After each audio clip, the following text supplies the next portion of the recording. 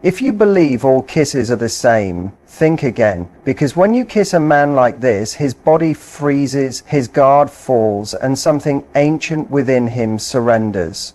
This isn't just about technique, it's about power, and most women have no idea that they hold the key to it. There's a kind of kiss that doesn't just touch his lips, it reaches deep into his soul. It breaks through the armor he spent his life building and makes him feel something he may never admit he craves. Today we're diving into 6 kiss triggers that make even the strongest man go weak, and why the way you kiss can stir a hunger deeper than simple desire.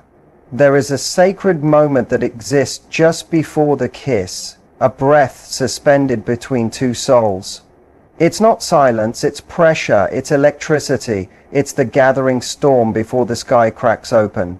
Too many people rush through this moment, confusing impatience for passion, but the woman who understands the pause before the kiss, the deliberate slowing down of time, holds a power far beyond physical attraction. She doesn't lunge at him, she doesn't lean in desperately, she waits. She lets him feel the gravity of her presence. And in doing so, she awakens something primal in him.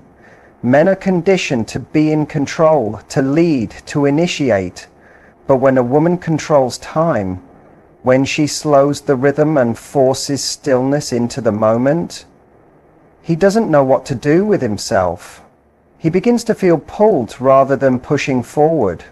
This creates a delicious sense of vulnerability inside him, one he rarely allows himself to feel. That pause makes him question whether he is ready, whether he can handle what's about to happen, and that slight sense of hesitation, not born from fear but from reverence, makes him weak in the best possible way. Why does this work so powerfully? Because anticipation amplifies desire. In neuroscience, delayed gratification increases dopamine release. But this isn't about science, it's about sensation. The space between two people's lips. The heat of breath exchanged but not yet touching. The tension that builds when a kiss hasn't yet been taken. It stirs both the mind and the body, and in that charged silence, you speak to him without words. You're saying, I'm not just here to kiss you.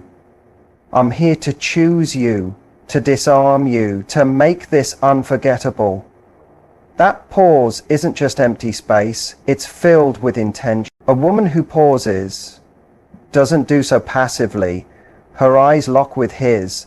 Her energy is still but bold. She leans in just enough for him to feel the closeness of her, but not enough to give him full access. She hovers, teases, her breaths become shallow, pupils dilate, the world quiets, and he is trapped between craving and uncertainty. He wonders, is she going to kiss me? Is this really happening? Am I the one being led right now? This reversal, where the man becomes the one who's pulled in, is incredibly arousing to him, not just physically, but emotionally. A kiss that's given too easily may feel good in the moment, but fades quickly. A kiss that is earned through tension, restraint, and a dance of silence and proximity that lingers, leaves an imprint. It marks him. And the woman who understands this becomes unforgettable in his memory. What's even more powerful is how this pause reveals you. A woman who can pause before the kiss is a woman who is comfortable in her body, her energy, and her ability to hold emotional tension. She doesn't rush to prove herself. She doesn't kiss to win approval. She kisses when she feels the time is right. That confidence radiates, and for a man, that level of self-possession is intoxicating. It tells him she is not like the others. She's not trying to impress him. She is inviting him into an experience he'll never forget. There's also something incredibly masculine about the energy a woman holds in this kind of pause. Not in terms of gender roles, but in terms of polarity. She becomes the mountain, steady and unmoving, while he becomes the river, flowing toward her. This shift in dynamic throws him off balance in the best way. He's used to being the one who initiates, the one who claims, but here she holds the reins. And yet it's done so softly, so gracefully, that he doesn't resist. He melts into it. This moment becomes more than just a kiss. It becomes a test of presence, because the man who is worth kissing, worth loving, worth being with, is the man who can handle that pause. If he can sit in the tension with you, if he can feel what you're feeling and meet it with presence, then the kiss that follows won't just be physical. It will be powerful. Here's the secret. The kiss begins before the lips meet. It starts with the eyes, with the slow lean in, with the tilt of the head, with the way you brush your lips near his but don't land. Every millimeter of movement becomes part of a symphony. You aren't just touching skin. You're awakening memory, emotion, and longing. You're pressing into a part of him that rarely gets touched, the part that yearns to be seen, not just desired. Many women think seduction is about motion, but true seduction is often about stillness, about withholding. It's about knowing that when you finally do kiss him, it will feel like the breaking of a dam he didn't even realize was holding back a flood. Once you understand the pause, you'll never kiss the same way again. You'll realize you don't need to rush. You are the rush. When you pause, you give him the gift of mystery. You invite him into a space where he's no longer just a man trying to get to the kiss. He's a man being invited into a moment that feels suspended in eternity. That's where the magic lives. Not in the kiss itself, but in the breathless, aching, soul-gripping moment before it. It's the moment where his mind screams, "Kiss her." His body leans in, and you just wait. That's the moment he goes weak, not because you took his strength, but because you made him feel something deeper than control. You made him feel wonder. There's a delicate, almost mystical dance hidden within the kiss that leads, then surrenders. It's not choreography, it's not routine. It's a pulse, a rhythm between two energies. The woman who understands this rhythm doesn't just kiss. She commands and melts in a single powerful gesture. At first she leads boldly with certainty. She kisses him with the clarity of intention, knowing exactly what she wants from this moment and how to draw it out of him. Then, just when he begins to follow, just when he's immersed in her lead, she surrenders softly, willing. That shift, when she gives over, is what undoes him completely. Most women are taught to wait, to be kissed, to be led, to receive. But the truth is, men aren't just drawn to softness. They're electrified by contrast, by polarity. They're drawn to the woman who has both fire and fluidity inside her. When you lead the kiss at first, when you take initiative, not out of aggression, but out of purpose, it startles him in the most exhilarating way. It flips his expectations. He expects to pursue, to be the dominant presence, the one in control. But suddenly here you are, taking that control gently in your hands and showing him a new kind of feminine power, one that doesn't beg, one that doesn't chase, but one that invites and initiates. In that moment, your kiss tells him, "I see you, I want you, and I'm not afraid to reach for you." That bravery stirs something deep inside him. It challenges him. It awakens the masculine instinct, not just to dominate, but to merge. Then, just as he rises to meet your fire, you drop. You ease into surrender. You slow your pace. You loosen your grip. Let him rise into the role he thought he'd play from the start. But now, it's different, because now he's not just leading, he's responding to a fire that you lit. He's moved by a surrender that feels real because it wasn't given blindly, it was earned. This is the secret most don't understand about desire. Surrender means nothing if it doesn't come after power. The woman who only ever surrenders risks becoming passive, unremembered. But the woman who leads first even for just a moment, plants her signature in his memory. She shows him her confidence, her decisiveness, her hunger. And then, by surrendering afterwards, she shows him something even more powerful, her trust. That shift from leader to lover is what breaks him open. That's when he goes weak. Why? Because it's rare. Because it speaks to both his craving for mystery and his need to feel chosen. You lead. And he thinks, she's strong. You surrender. And he thinks, she chose me to be strong. It plays into a core psychological truth about men. They want to be capable for someone. They want to feel they can hold, contain, and protect a woman who is otherwise uncontainable. A woman who doesn't need to be held, but lets herself be anyway. That is the deepest form of seduction. Not dependence, but voluntary intimacy. And when you kiss this way, first leading with confidence, then melting with surrender, it's more than arousing, it's disarming, because he never feels fully in control. He's caught between wanting to chase and wanting to receive. He's pushed off balance in a way that's not confusing, but thrilling. You're not following a script, you're writing one in real time, and he's captivated by the plot. It's in the first few seconds, the way you part your lips first, the way you tilt your head slightly off center, the way you move in with purpose, that you send the signal, I know my power. You don't ask permission with your eyes, you state it with presence. And then, once your lips have claimed their space, once your kiss has said, I see you, and I want you, everything changes. You ease up just a bit.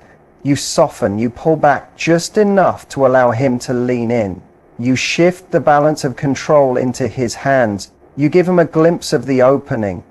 This isn't manipulation, it's communication through the body. And it tells him more than words ever could, that you are a woman of strength and choice. Your surrender is not submission. It's poetry. It's a gift.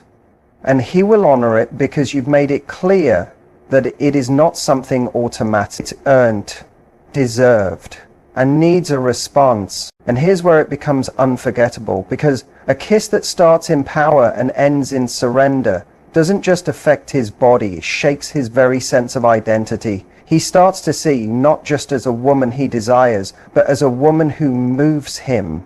You change how he perceives connection. He won't just remember the taste of your kiss. He'll remember how it made him feel like a man in a new way, strong, needed, chosen. And when he walks away from that kiss, he won't be able to name what just happened, but his body will remember. His chest will feel fuller. His ego will quiet. His thoughts will drift back to you at random moments, not because of what you did, but because of how you did it. You kissed like a storm, starting with thunder and leaving behind rain. And now he's soaked in it, unsure of how to dry off, unsure if he even wants to. And when you know how to kiss like this, you step into a level of feminine embodiment that most will never reach. You realize that you don't have to choose between strength and softness, dominance and devotion. You can be both. You can lead and surrender, command and melt, ignite and release. And the man who experiences that will never look at another kiss the same way again. There is a moment in the kiss that doesn't just stir passion, it captures control of his mind. It happens the instant you take his lower lip between yours. It's such a small gesture, so subtle, it could easily go unnoticed by anyone watching. But the impact it has on a man is profound, because the lower lip bypasses his rational mind and directly targets his primal wiring. It short-circuits his logic, that overwhelms his ability to analyze or perform. In that instant, he stops calculating, he stops controlling, he just feels. And what he feels is something akin to surrender. Why the lower lip? Because it's symbolically and sensually disarming. His lower lip is the vulnerable part, the receptive part. It's not the assertive upper lip that initiates, it's the passive half of the kiss, the one that receives, absorbs, and yields. And when a woman deliberately and confidently takes that part between her lips, even just for a moment, she is doing something quietly dominant, not aggressive or forceful, but undeniably powerful. It sends a clear message: I'm not afraid of you. I want you. And I'll taste you on my terms. That sensation floods him. It pulls him out of his ego, his performance mindset, the roles he thinks he's supposed to play. It draws him into the body, into the now, into you. That kind of presence, snatching him from the grip of his thoughts and plunging him into raw sensation, is a high he rarely experiences. Most men live in a world of responsibility, pressure, and decision-making, but when you kiss him like this, when you gently trap his lower lip between yours, you momentarily take responsibility, and he willingly lets you. There's also a deep neurological trigger at play. The lips are one of the most sensitive erogenous zones on the body, packed with nerve endings. The lower lip in particular is especially exposed. When it's held gently, it activates more than just arousal. It activates intimacy. It signals closeness. It mimics feeding, nurturing, trusting. And when a man feels that from a woman, something strange happens. He doesn't just feel turned on, he feels safe. Safe enough to drop the masks. Safe enough to not know what to do next. That's when he goes weak, not in shame, but in surrender. And here's the magic. It's not just about the grip of your lips. It's about the contrast. The way you don't clamp down. You hold, tease, release. Sometimes you linger, letting the softness of your lips envelop his. Other times you let your teeth gently graze his skin. Not enough to hurt, just enough to awaken. Then you let go slowly, as if saying, I could have kept you here. I chose not to, but I might do it again. That kind of control, gentle, graceful, feminine, is devastating in its effect. Here's what happens inside his mind. The moment you grab his lower lip, his thoughts race. He wonders what you're thinking, how far you'll go, what else you're capable of. Then, suddenly, he's no longer in control of the pace you are. You've stolen the rhythm. You've become the composer. And his only job is to respond, to catch up to a tempo you've already set.